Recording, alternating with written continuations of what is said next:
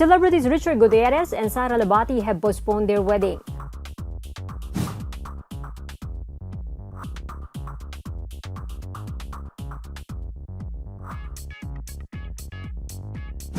The March 14 altar date won't push through as a precautionary measure against COVID-19.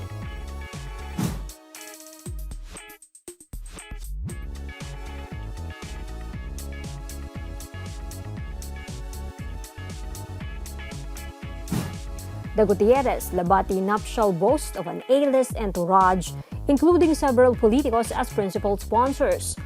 The list includes President Rodrigo Duterte, former President Gloria Macapagal Arroyo, and former President Joseph Estrada.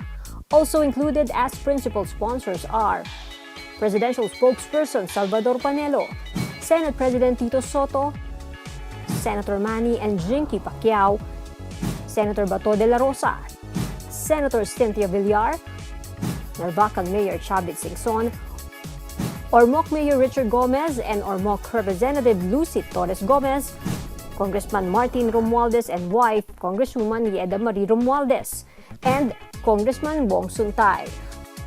Soto's wife, Helen Gamboa, and Senator Kiko Pangilinan's wife, Sharon Cuneta, are also ninangs.